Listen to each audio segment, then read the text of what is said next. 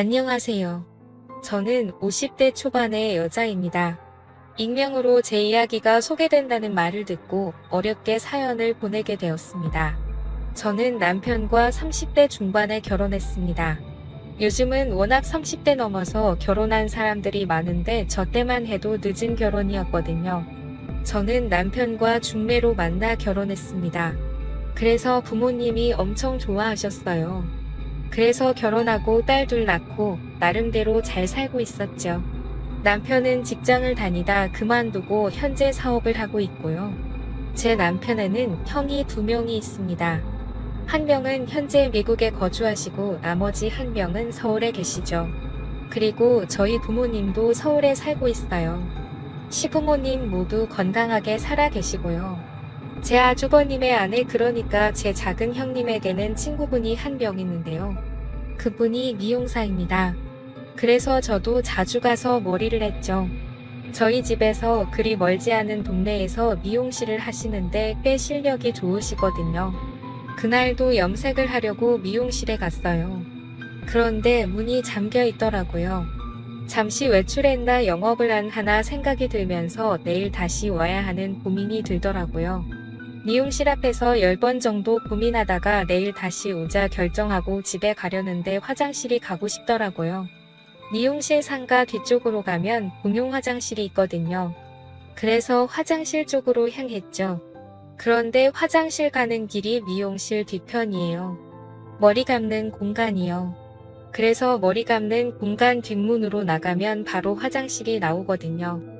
아무튼 화장실을 가려고 하는데 미용실 쪽에서 여자 신음소리가 나는 거예요. 이상하잖아요.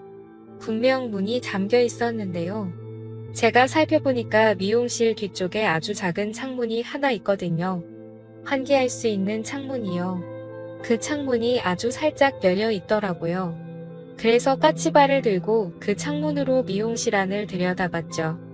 근데 작은 형님 친구분이 거기에서 웬 남자랑 그 짓을 하고 있는 게 아니겠어요? 머리 감는 그곳에서 남자랑 아주 난리가 났더라고요. 그 친구분은 당연히 유부녀예요. 아이도 하나 있고요. 그 아이를 실제로 본 적도 있어요. 기가 막히더라고요. 유부녀가 미용실 문 잠가 놓고 웬 남자랑 그 짓을 하고 있으니까요. 근데 그 남자가 왠지 낯이 익었습니다. 그래서 아주 자세히 얼굴을 봤는데 아니 글쎄 저희 작은 아주버님이 아니겠어요? 그러니까 작은 아주버님이 와이프 친구랑 바람을 피우고 있는 장면을 제가 목격한 겁니다. 너무 놀라서 순간 저는 악하고 비명을 질렀어요. 저도 모르게 나온 소리라 당황했죠. 그런데 그 순간 작은 아주버님이 고개를 돌려서 창문 쪽을 바라보는 게 아니겠어요? 그 바람에 작은 아주버님이랑 눈이 마주쳤죠. 저는 눈이 마주치자마자 냅다 도망을 쳤습니다. 바로 택시를 타고 저희 집으로 갔죠. 한 10분 후에 작은 아주버님이 전화를 하시더라고요. 당연히 받지 않았습니다.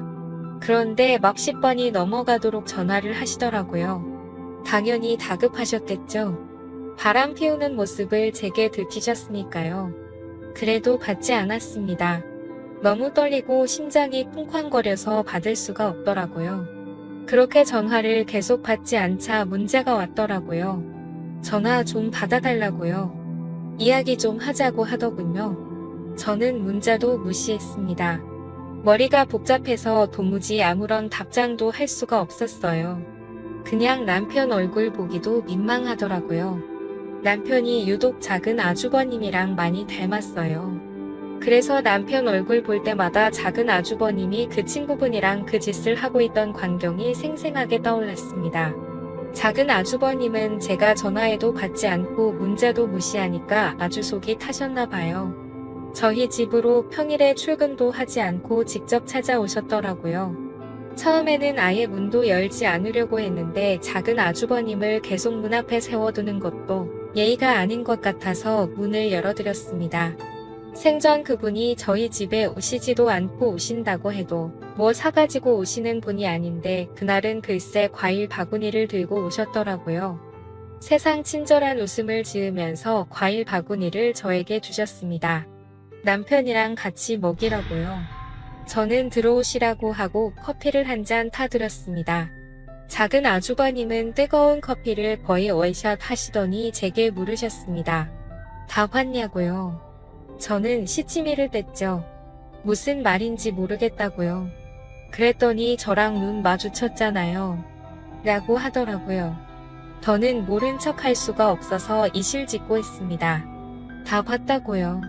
실망이라고도 했습니다. 어떻게 다른 사람도 아니고 작은 형님 친구분이랑 그런 짓을 벌일 수가 있으시냐고. 당장 정리하라고 했죠. 그랬더니 그때부터 작은 아주버님이 정말 사정사정 하시더라고요. 한순간에 실수였다고요. 심지어 그 친구분이 본인을 계속 아주 작정하고 유혹했다고 했습니다. 자기는 안 된다고 거절을 했는데도 계속 작정을 하고 달려들었답니다. 여자가 그렇게 달려드는데 버틸 남자가 어디 있겠냐면서 실수했다고 하시더군요. 바람이고 뭐고 그런 것도 없었다고요. 이미 정리된 관계라고요. 그러니 제발 작은 형님에게 말하지 말아달라고 하셨습니다. 안 그래도 작은 형님에게 말해야 하나 말아야 하나 고민이 됐거든요. 하지만 말하지 말아달라고 부탁을 안 해 심술이 나서 작은 형님에게 당장 고자질하고 싶었습니다. 그런데 작은 아주버님이 그런 제 마음을 읽으신 것 같더라고요. 대뜸 저에게 비밀로 해주면 제 남편이 빌린 돈을 갚지 않아도 된다고 하시더군요. 저희 남편이 사업 시작하면서 작은 아주버님께 돈을 좀 빌린 게 있거든요. 그래서 달마다 조금씩 작은 아주버님께 그 빌린 돈을 갚는 중이었습니다. 솔직히 저도 사람인지라 솔깃하더라고요. 빌린 돈을 갚지 않아도 된다고 하신 이 마음이 흔들린 것이 사실입니다.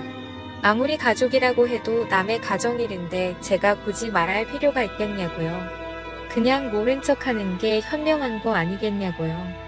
그래도 대놓고 비밀로 해주겠다는 게 너무 속 보이는 것 같고 왠지 죄책감도 들어서 일단 생각해 보겠다고 했습니다. 저도 생각을 정리할 시간이 필요하다고요. 작은 아주버님이 잘 좀 생각해 보달라고 하시더군요. 그리고 거듭 비밀로 해달라고 하고 돌아가셨습니다. 그때부터 진짜 잠이 오지 않더라고요. 도저히 어떻게 해야 할지 몰랐습니다. 그렇게 고민 끝에 저는 일단 비밀로 하기로 했어요. 작은 아주버님이 다시는 그러지 않겠다고 하시니 믿어보기로 한 거죠. 실수였다고 했으니까요. 그런데 그 말이 다 거짓말이었더라고요. 제가 비밀로 했는데 왠지 찝찝했습니다. 그래서 그 뒤로 몇 번 미용실에 갔죠. 혹시 작은 아주버님이 또 계실지도 몰라서요. 그런데 글쎄 작은 아주버님이 또 미용실에 앉아 계신 겁니다. 작은 아주버님이 그 친구분이랑 커피를 마시고 계셨는데 아주 다정해 보이더라고요. 누가 봐도 사랑을 나누는 연인 사이였습니다. 그 모습을 보고 바로 다음 날에 작은 아주버님께 전화해서 따졌죠. 친구분이랑 만나고 계신 거 다 봤다고요. 왜 거짓말 하시냐고요. 왜 정리를 안 하세요? 그랬더니 아주버님은 정리를 하려고 했는데 그 친구분이 자기랑 헤어지면 죽겠다고 했답니다. 그래서 도저히 정리할 수가 없었대요. 그런데 시간을 주면 반드시 정리하겠다고 하시더군요. 그때부터 왠지 저도 모르게 작은 아주버님이랑 공범이 된 것만 같아서 죄책감 때문에 남편 얼굴도 잘 볼 수가 없었어요. 그래서 고민하다가 그 친구분을 찾아갔습니다. 그리고 아주 잘 타일렀어요. 작은 형님을 생각해서라도 이러시면 안 된다고요. 제발 작은 아주버님이랑 정리하시라고요. 그래도 저는 그분이 나름 교양이 있고 생각이 있는 분이라고 생각했거든요. 그런데 이제 보니 제가 사람을 잘못 본 거더라고요. 아주 코도 숨을 치시면서 그럴 수 없답니다. 그러면서 작은 형님이랑은 사실 별로 친하지 않대요. 친구라고 나오는데 서로 별로 연락도 안 한다고요. 아니 전에는 저한테는 작은 형님이랑 엄청 친하다고 그렇게 말하더니 이제 와서 친하지 않다네요. 그게 말이 되나요? 그래서 제가 유부남이 이러면 안 되는 거 아니냐고 했더니 사랑하는데 그게 무슨 상관이냐 하더군요. 그러면서 본인은 작은 아주버님이랑 재혼할 거라고 했습니다. 자기 남편에겐 이미 이혼하자고 말한 상태고 자기는 무서울 게 없대요. 작은 형님이 모든 사실을 알아도 무서울 게 없답니다. 상간녀 취급을 받아도 작은 아주버님만 있으면 상관이 없다고요. 작은 아주버님에게 아주 푹 빠진 것 같았죠. 저는 작은 아주버님께 확실히 정리하라고 했습니다. 그분은 헤어질 생각이 없어 보이고 작은 아주버님이랑 결혼을 하겠다고 하는데 그럼 안 된다고요. 하루빨리 정리하라고 했죠. 알겠다고 하더군요. 시간만 주면 정리하겠다고요. 그리고 나서 2주쯤인가 모르는 번호로 연락이 와서 받았더니 그 작은 형님 친구분이더라고요. 무슨 일이냐고 물었더니 만나자고 하셨습니다. 할 말이 있다고요. 그래서 미용실로 찾아갔더니 엉엉 울면서 작은 아주버님이 바람을 피운다고 하더라고요. 아니 이미 그 친구분이랑 바람을 피우고 있는 작은 아주버님이 또 무슨 바람을 피운다니. 제가 그게 대체 무슨 소리냐고 했더니 글쎄 작은 아주버님에게 또 다른 여자가 있답니다. 본인이 얼마 전에 알아냈다고요. 자기가 그 여자 누구냐고 따져 물으니까 알 거 없다고 하면서 헤어지자고 했습니다. 이미 다른 여자를 사랑하게 됐다면서요. 저를 붙잡고 엉엉 울면서 말하더라고요. 그런데 제가 듣다가 대체 그런 말을 왜 나한테 하는 거냐고 했더니 저보고 작은 아주버님 좀 설득해달래요. 그래서 뭘 설득하냐고 했더니 그 여자랑 헤어지라고 말을 해달랍니다. 기가 막히더군요. 본인도 바람을 피우는 주제에 누구 보고 헤어지라고 부탁을 해달라는 건지. 그래서 그런 건 내가 알아서 할 테니 신경 쓰지 말라고 했죠. 이제라도 정신 차리고 본인 가정에 충실하라고요. 그 후 집에 들어왔는데 기분이 좋지가 않더라고요. 그래서 작은 아주버님께 전화를 해서 제가 들은 부분을 모두 물었죠. 작은 아주버님은 사실이 아니라고 하더군요. 그 여자가 모두 꿈이 하는 말이라고요. 자기가 헤어지라고 해서 망심을 품고 그런 거짓말을 한 거라고 하셨죠. 그런데 제가 느끼기엔 거짓말 같지는 않았거든요. 정말 슬퍼하면서 울었으니까요. 정말 진심으로 하는 말 같았습니다. 저는 작은 아주버님이 또 다른 여자와 바람을 피우고 있다고 확신했습니다. 이쯤 되니 모르는 척 하는 것도 죄스럽겠더라고요. 그래서 남편에게 모두 말했습니다. 그동안 있었던 일을 전부 말했어요. 당연히 남편은 화를 냈죠. 왜 이제야 말하는 거냐고 엄청 뭐라고 했습니다. 저보고 그 돈 안 갚아도 된다고 해서 흔들린 거냐고요. 솔직하게 말했죠. 흔들렸다고. 그래도 이제라도 정신 차리고 사실을 말하는 거라고요. 남편이 작은 아주버님께 전화를 해서 정말 엄청나게 뭐라고 하더라고요. 서로 고성이 오고 갔습니다. 휴대폰 너머로 작은 아주버님이 신랑에게 욕을 하는 소리도 들렸고 아주 난리가 났어요. 작은 아주버님은 저희 신랑한테 신경 끄라고 하시더군요.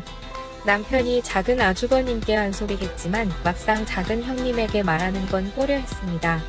본인 입으로 도무지 말할 수가 없대요. 저도 마찬가지고요.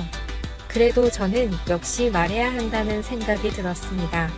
만약 제가 작은 형님이었다면 저는 저에게 말해주기를 바랬을 테니까요. 저는 정말 어렵게 용기를 내서 작은 형님에게 말했습니다.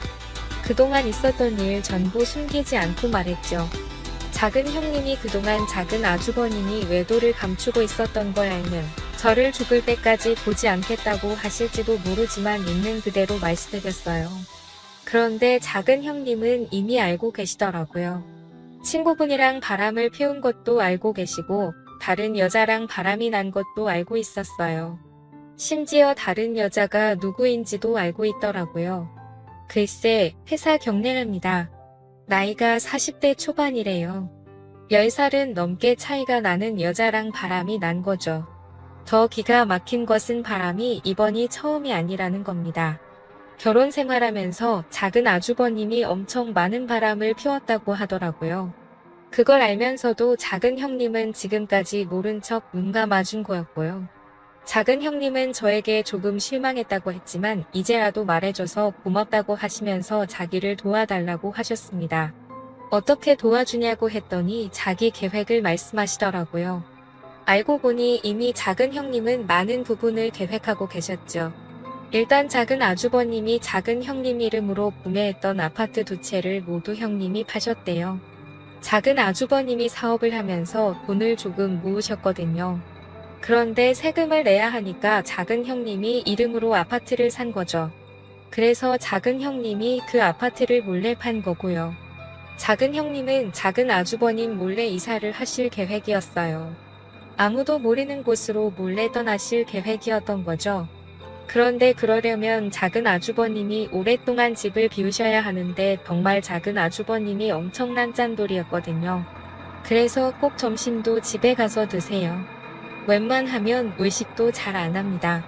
기가 막힌 건 지금까지 수많은 여성들이랑 바람을 피워도 그 여자들이랑 여행 한 번 안 갔답니다. 평소에는 밥도 항상 집에 와서 먹고요. 저는 그런데도 어떻게 바람을 피울 수 있는지 신기하더라고요. 아무튼 그래서 작은 형님은 작은 아주버님이 오랫동안 집을 비울 신반이 있어야 한다고 하셨어요. 그동안 포장 이사를 불러서 이사를 해야 하니까요. 엄청난 계획을 저보고 도와달라고 하시더군요.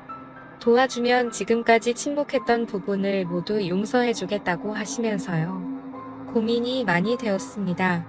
나중에 일을 제가 도와준 걸 작은 아주버님이 알게 되면 큰일이잖아요. 그런데 다른 한편으론 작은 형님을 도와드리고 싶더라고요. 같은 여자여서 도와드리고 싶었습니다. 그래서 남편 모르게 작은 형님을 도와드리려고 고민을 하다 남편을 이용했어요. 낚시를 좋아하거든요. 그래서 작은 아주버님 데리고 낚시를 다녀오라 했습니다. 남편이 고민하다가 그러겠다 하더군요. 물론 작은 아주버님이 처음에는 가지 않겠다고 하셨어요. 남편이랑은 평생 보고 싶지 않다고요. 그래서 반협박을 했죠. 우리 남편이랑 낚시 가서 화해하지 않으면 작은 형님에게 모든 사실을 말하겠다고요. 그렇게 말하는데 안 갈 수가 있나요? 가겠다고 하더라고요. 그래서 아무것도 모르는 남편은 작은 아주버님을 데리고 낚시를 갔습니다. 작은 아주버님이 저희 남편이랑 1박 2일로 낚시를 하는 사이 작은 형님은 이사를 했습니다. 포장 이사를 불러서 이사를 했죠. 아무도 모르는 곳으로요. 심지어 저에게도 알려주시지 않았어요. 나중에 어른이 되면 자리를 잡고 나면 알려주겠다고 하셨죠. 그렇게 작은 형님은 떠나셨습니다. 당연히 집안이 뒤집어졌죠. 작은 아주버님 입장에서는 얼마나 황당했겠어요. 낚시를 마치고 돌아왔는데 와이프가 짐을 모두 빼고 떠나버렸으니까요. 작은 형님에게 전화를 해봤는데 없는 번호라고 했답니다. 정말 증발해버린 거죠.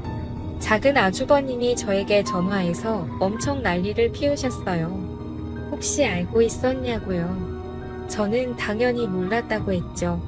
시치미를 대면서 몰랐다고 했습니다. 어떻게 그런 일이 있을 수 있냐면서 놀라운 척 했죠. 황당한 건 남편도 마찬가지였어요. 저보고 진짜 아무것도 몰랐냐고 하더라고요. 저는 당연히 모른다고 했고요.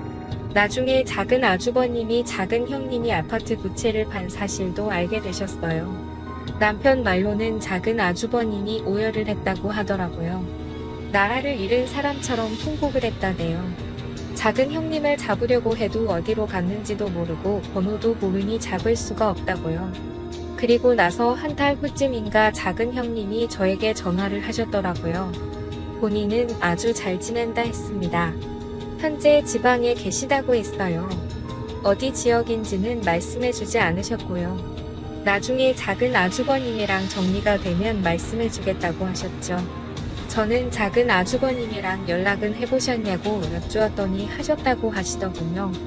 작은 아주버님이 아주 난리가 났었다대요. 도대체 어디냐고 했답니다. 본인 돈 가지고 오라고요. 작은 형님은 그냥 이렇게 살자고 했답니다. 굳이 이혼할 필요 없다고요. 각자 이렇게 떨어져서 각자의 인생을 살자고요. 그렇게 하는 것이 더 편할 것 같긴 하겠더라고요. 차라리 이혼을 하는 게 낫지. 작은 아주버님이 절대로 안 된다고 돌아오라고 했지만 소용없었죠. 돌아갈 생각이었다면 애초에 작은 형님이 그런 계획을 세우지도 않았을 겁니다. 그 일로 인해 작은 아주버님은 지금까지 바람을 피셨던 것을 시부모님께도 들키게 되었습니다. 그래서 또 한바탕 난리가 났었죠. 그리고 시부모님이 작은 아주버님이랑 저희 부부를 불러서 이게 대체 무슨 일이냐고 화를 내셨어요. 그리고 작은 아주버님에게 지금까지 밖에서 어떤 짓거리를 하고 돌아다니길래 이런 사단이 난 거냐고 하셨죠. 시아버지께서는 너 같은 자식 필요 없으니 다시는 본인 눈에 보이지 말라고도 하셨어요. 그 소식이 미국에 계신 큰 아주버님에게도 들리셨나 봐요. 당연히 큰어머니께서 말씀을 하셨겠죠. 남편 말로는 큰 아주버님이 작은 아주버님께 전화를 해서 엄청 욕을 하셨대요. 부끄럽다고 하시면서 평생 반성하며 살라고 했답니다. 재수씨 괴롭히지 말라고요. 그냥 그렇게 살라고 했답니다. 작은 아주버님도 큰 아주버님에게는 꼼짝 못해요. 그래서 그 말 듣고 더 이상 작은 형님을 괴롭히지 않는 것 같더라고요. 어느 정도 상황이 정리가 되니까 작은 형님이 아무에게도 말해주지 말라면서 사는 곳을 말씀해 주셨습니다. 작은 형님은 제주도에 계셨죠. 작은 형님은 작은 아주버님이 자신이 사는 곳을 알 수 없도록 작은 형님 어머님 이름으로 집을 구매했다고 했습니다. 그래야 절대 모른다면서요. 그래서 전 남편에게 친구들이랑 놀러 간다고 말하고 작은 형님을 보러 제주도에 갔었어요. 형님이 편안하게 사시는 모습을 보니 안심이 되더군요. 저는 남은 인생을 편하고 즐겁게 보내시라고 했죠. 가끔 이렇게 찾아오겠다고요. 작은 형님은 흔쾌히 그러라고 하셨습니다. 남편은 제가 작은 형님이 어디에 있는지 알고 있다는 사실을 눈치챘는지 저에게 가끔씩 물어봅니다. 작은 형님이 대체 어디에 있냐고요. 서로 연락하고 지내는 거 다 안다고요. 저는 절대로 모른다고 했죠. 절대로 알려고 하지 말라고요. 계속 묻다가 제가 말을 하지 않으니까 더는 물어보지 않더라고요. 돌이켜 생각해보면 후회되고 부끄럽습니다. 진작에 작은 형님에게 사실을 말하지 않은 부분이요. 그것만 생각하면 정말 얼굴이 화끈거려요. 작은 형님은 그럴 수 있다고 본인이었어도 말해주는 게 어려웠을 거라고 다 이해한다고 했지만 그럼에도 부끄러운 것은 사실이에요. 그나마 일이 이렇게 잘 끝나서 다행이죠. 제 이야기를 들어주셔서 감사합니다. 집안에 좋지 않은 일이라서 말을 꺼내는 게 조심스러웠어요. 제가 잘못한 부분도 있으니까요. 하지만 같은 여자로서 통쾌한 부분이어서 이렇게 익명으로 사연을 보내게 됐습니다.